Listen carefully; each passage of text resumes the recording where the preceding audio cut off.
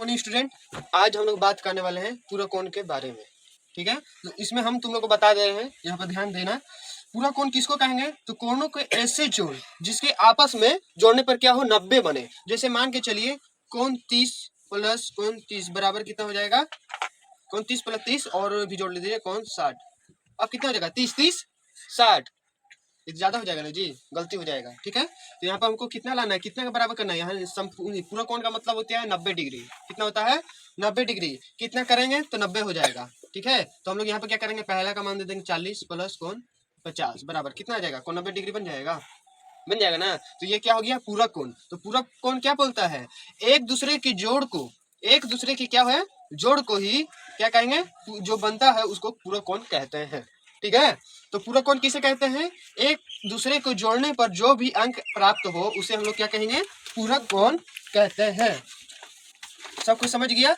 अब आ गया अगला क्वेश्चन, समपूरक। अगला क्या है, ध्यान देना, समपूरक कोण। तो समपूरक में देखिए क्या है, समपूरक का मतलब ऐसे जोड़कर लाना है हमको। क्या लाना है? 120 लाना है। कितना लाना है जी? 120। तो एक दूसरे को जोड़ने पर कितना बन जाए? 120 डिग्री बन जाए, उसे क्या कहेंगे? समपूरक कोण कहते हैं। तो कितना कितना से कितना जोड़ेंगे? 60 से प्लस 60 जोड़ेंगे तो 120 बन जाएगा। तो 120 बनेगा, तो इसको क्या कहेंगे? समपूरक कोण कहेंगे। अब कोई नहीं भूलेगा जी। तो समपूरक कोण किसे कहेंगे? जो संख्या को दो जोड़ने पर कितना आ जाए, 120 बन जाए, उसे क्या कहें? समपूरक कोण कहते हैं। चलिए, ये भी समझ में आ गया। देखो रैखिक बहुयुग्म के बारे में बता रहे हैं, ध्यान देना। कोण ABC, कोण ABC है ना जी, इस साइड को कोण बन रहा है और दूसरा साइड देखो क्या है, कोण DBC। ये अलग कोण बन रहा है। जो कोण बन रहा है आपस में मिलाकर एक दूसरे के क्या बनते हैं? अनंत कोण बना रहे हैं। देखो यहाँ पर क्या बन रहा है, यहाँ पर अनंत कोण बन रहा है। ठीक है, तथा A और B एवं B और D एक दूसरे के क्या है, रैखिक रेखा बना रही है। A तथा B तथा D क्या कर रहे हैं जी? देखो रेखा बन रहा है। हाँ, ध्यान से देखो, यहाँ पर ए तथा बी तथा डी क्या कर रहा है? रेखा बना रहा है। ठीक है, आसनन कोण इसे ही कहते हैं। जब ए और बी और डी पर एक कोई रेखा के बीच में कोई विच्छेद करे उसे क्या कहेंगे? रैखिक युग्म कहेंगे। ठीक है, देखो यहाँ पर दो कोण बन गया, एक इस साइड बन गया, एक इस साइड बन गया, इसे ही हम लोग क्या कहते हैं? रैखिक युग्म कहते हैं। देखो चलो यहाँ ध्यान दो, सब कोई ध्यान देगा।